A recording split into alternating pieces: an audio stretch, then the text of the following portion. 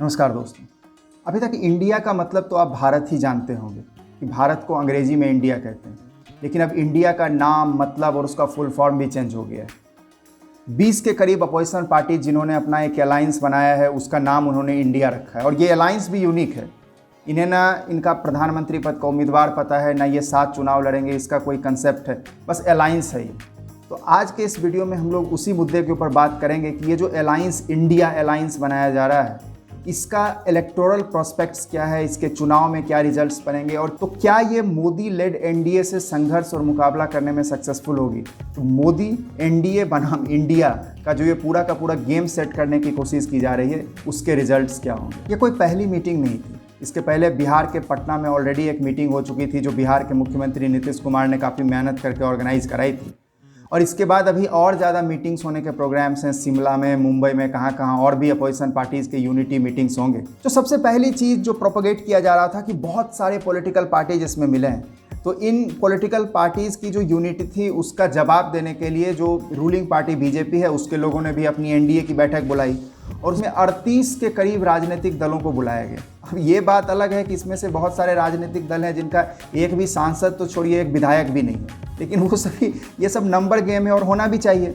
एक news report के मुताबिक हमारे देश हिंदुस्तान में 2300 से भी ज़्यादा रजिस्टर्ड पॉलिटिकल पार्टीज़ हैं। तो इधर 20 पॉलिटिकल पार्टीज़ इंडिया ऑर्गेनाइजेशन ने बुलाया और उधर 38, तो 58। अभी भी जो है 2300 में अगर आप 58 को घटाएंगे तो 2250, 2240 के करीब पॉलिटिकल पार्टीज है जिनको ना इंडिया वालों ने बुलाया है, ना एनडीए वालों ने बुलाया है। तो उनके लिए भी तो हम लोगों को चिंता करनी पड़ेगी। पटना से अपोजिशन पार्टीज की जो बैठक बेंगलुरु में हुई, उसके बीच में कई सारे चेंजेस भी हो गए। और सबसे बड़ा चेंज जो महाराष्ट्र में हुआ, जहाँ पे कि शरद पवार साहब की जो पार्टी है वही टूट गई और उनके भतीजे ने मेजॉरिटी विधायकों के साथ भाग के एक नई पार्टी, मतलब उसी पार्टी में वो दावा कर रहे हैं, लेकिन उन्होंने भाग के जो है देवेंद्र फडणवीस सरकार के साथ गठबंधन कर लिया। एक सवाल जो सबके मन में उठ रहा है कि क्या ये अपोजिशन की यूनिटी सक्सीड होगी। देखिए, इनके पास कोई यूनिफाइंग इशू नहीं है। 1977 में एक अपोजिशन यूनिटी बनी थी जिस वक्त की इमरजेंसी था और सभी दलों ने मर्ज होकर एक साथ चुनाव लड़ा और इंदिरा गांधी की सरकार को हटाया था। लेकिन एट दिस मोमेंट बोलने के लिए लोग डेमोक्रेसी, सेकुलरिज्म, इन्फ्लेशन, वो सारी चीज़ों की बात कर रहे हैं, लेकिन रियलिटी में सबको पता है कि ये सारी चीज़ें इतना भी बड़ा प्रारूप नहीं ले सकती कि सारे पॉलिटिकल पार्टीज अपना एग्जिस्टेंस छोड़ के एक में मिल जाएं या फिर सारे लोग वन सीट वन कैंडिडेट करने लगे। ये तो फिलहाल, मतलब होने को तो देश में कुछ भी हो सकता है, लेकिन ये भी फिलहाल बहुत दूर की कौड़ी लग रही है। इवन इसके अलावा one seat one party one man का जो प्रिंसिपल देने की कोशिश नीतीश कुमार जी की तरफ से आ रही थी, उसमें भी कई सारे झोल्स हैं। जैसे कि सबसे बेस्ट एग्जाम्पल इसका है वेस्ट बंगाल। वेस्ट बंगाल की मुख्यमंत्री ममता बनर्जी बैठक में काफ़ी बढ़ चढ़कर हिस्सा ले रही हैं और काफ़ी स्टेटमेंट्स और काफ़ी इसकी तारीफ कर रही हैं। लेकिन अगर आप पश्चिम बंगाल जाएं तो वहाँ ममता बनर्जी की जो टीएमसी है, उसका सीपीएम और जो लेफ्ट पार्टीज का ऑर्गेनाइजेशन है और कांग्रेस, दोनों के गठबंधन है, उससे ममता बनर्जी का मुकाबला है। और तीनों साथ मिलकर चुनाव लड़ेंगे नहीं, क्योंकि बंगाल में से तृणमूल कांग्रेस के सुगतो राय जो काफ़ी सीनियर लीडर है, उन्होंने तो क्लियर कर दिया कि भाई बंगाल में कोई अपोजिशन यूनिटी की जरूरत नहीं है, टीएमसी यहाँ काफ़ी है। तो ये एक बड़ा क्लियर कट एग्जाम्पल है। जैसे बंगाल में तृणमूल कांग्रेस किसी भी तरीके से कम्युनिस्टों और कांग्रेस को अपने अलायंस में शामिल करने को तैयार नहीं है, उनके साथ कोई समझौता करने के लिए तैयार नहीं। अब वो समझौता नहीं करेंगे तो फिर कांग्रेस वाले जो है त्रिपुरा, गोवा, असम, जहां टीएमसी के लोग अपना प्रभाव बढ़ाने की कोशिश कर रहे हैं, वहां पे समझौता नहीं करेंगे। तो ये सारा अपोजिशन यूनिटी तो थोड़े ही देर में अचार डालने के लिए चला जाएगा। लेकिन बात सिर्फ बंगाल तक सीमित नहीं है। अगर हम लोग इस देश का जो सबसे बड़ा स्टेट है पॉलिटिकली, उत्तर प्रदेश, उसकी बात करें, जहां से प्रधानमंत्री चुने जाते हैं, उत्तर प्रदेश में जो सबसे प्रोमिनेंट पार्टी है अखिलेश यादव की, जो अपोजिशन में है, लेकिन उनके साथ मायावती जी इस अपोजिशन यूनिटी में शामिल नहीं है। अब मायावती और अखिलेश यादव दोनों ने मिलकर चुनाव लड़ा था पिछले साल, तो वो कुछ 10, 12, 15 सीटें जो है लोकसभा में निकाल भी पाए थे। जब ये दोनों अलग अलग हो जाएंगे तो इस बार तो पता नहीं 80 में 75 और 77 सीटें जो है बीजेपी रिपीट कर सकती है। इस अपोजिशन यूनिटी में जयंत चौधरी की आरएलडी पार्टी है, लेकिन वेस्ट यूपी के 1-2 सीटों को छोड़कर उनका कोई साइजेबल इन्फ्लुएंस तो है नहीं। तो इस अपोजिशन यूनिटी का बीजेपी या मोदी सरकार के जो इलेक्टोरल प्रोस्पेक्ट है उत्तर प्रदेश में, इसमें कोई ज़्यादा इस अपोजिशन यूनिटी का असर पड़ेगा नहीं। ठीक वही आंध्र प्रदेश, उसके भी वही हाल है। वहाँ जगन मोहन रेड्डी जो एक तरफ हैं और टीडीपी जो दूसरी तरफ है, उन दोनों में से कोई भी अपोजिशन यूनिटी का मेंबर नहीं है। वहाँ जो जन सेना और बीजेपी वाले एनडीए में है, तो पूरा आंध्र प्रदेश अपोजिशन यूनिटी से क्लियर है। यही हाल उड़ीसा का है। वहाँ की जो सबसे प्रोमिनेंट पार्टी है बीजेडी, वो भी इस अपोजिशन यूनिटी का हिस्सा नहीं है। तमिलनाडु की अगर बात करूं तो वहां डीएमके तो अपोजिशन पार्टी का यूनिटी का हिस्सा है, लेकिन एआईडीएमके एनडीए के साथ है। जिस कर्नाटका में ये पूरी की पूरी मीटिंग हो रही थी, वहां पर जो जेडीएस एक तीसरी, बीजेपी कांग्रेस के अलावा जो जेडीएस एक तीसरी प्रोमिनेंट पॉलिटिकल पार्टी जो उसके र्यूमर्स चल रहे हैं कि इस बार वो बीजेपी के साथ गठबंधन कर सकती है। और अगर आप वोट शेयर का मैथमेटिक्स लगाएं तो कांग्रेस पार्टी को, ये रिसेंट असेंबली इलेक्शंस की बात कर रहा हूं, पार्लियामेंट्री इलेक्शन में BJP due to Modi factor थोड़ा और ऊपर जाती है, स्विंग करती है, बट लेकिन मैं असेंबली इलेक्शन जिसमें कांग्रेस वेव थी, अगर उसका भी स्टैटिक्स हम लोग लेकर देखें तो कांग्रेस को 42.8% वोट मिले, बीजेपी को 36 और जेडीएस को 13 मिले।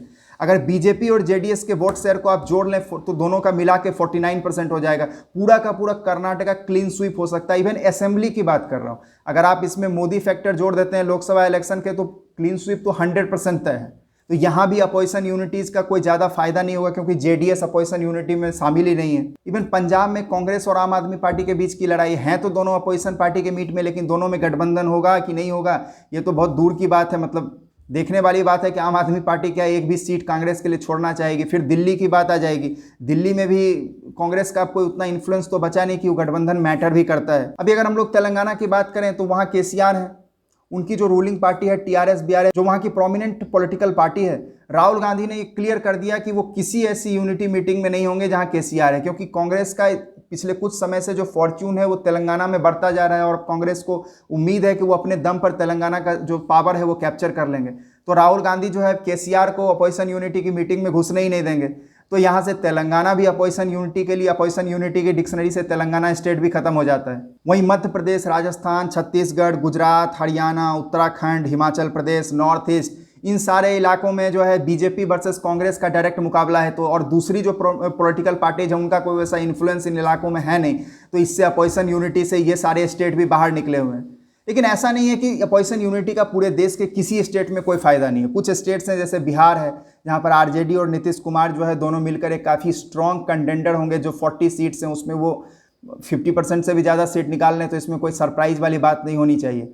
ठीक उसी तरह महाराष्ट्र है, हालांकि यहाँ तो अब 50-50 हो गया, क्योंकि जिस तरीके से शिवसेना और एनसीपी में तोड़फोड़ की गई है उसके बाद अभी तो कुछ कहना बहुत मुश्किल है, लेकिन यहाँ पे बीजेपी पहले के मुकाबले तो थोड़ा ज़्यादा सीटें अब निकाल सकती है। अगर हम लोग बिना किसी पॉलिटिकल बायस के, पॉलिटिकली बायस्ड न होके स्टैटिक्स के आधार पर अगर स्टडी करने की कोशिश करते हैं, और इसके लिए बेस अगर हम लोग 2019 का जनरल इलेक्शन लें तो एनडीए को 303 सीटें मिली थी, जिसमें से कि बीजेपी की 282 थी। वहीं यूपीए को 52 मिला था, जिसमें कांग्रेस को 44 था।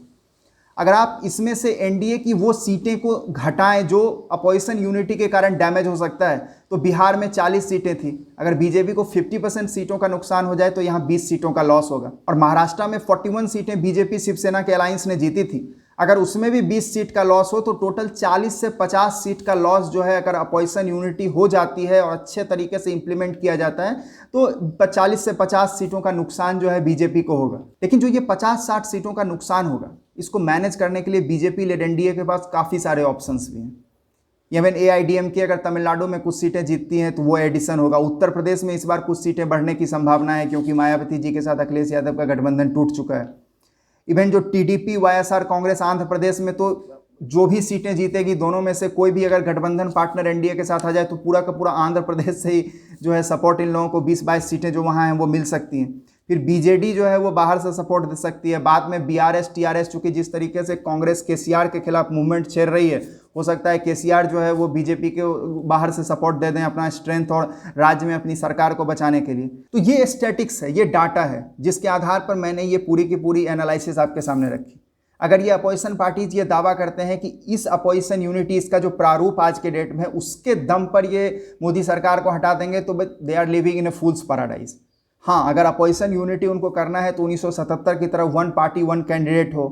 हालांकि उसके लिए मतलब वहाँ तो उस समय तो इमरजेंसी था, इमरजेंसी में अपोजिशन लीडर्स को टॉर्चर किया गया था, उन सब के लिए पर्सनल एक पेन था। अभी तो थोड़ा ईडी सीबीआई का वो ऑपरेशन चलता है, लेकिन वो भी सब जो पकड़े जाते हैं, कोई वहाँ निर्दोष साधु संत तो पकड़े नहीं गए हैं। सबको पता है किसने क्या घोटाला किया है, तभी तो ईडी वाले उसको पकड़ के इतने दिन तक जेल में रखते हैं।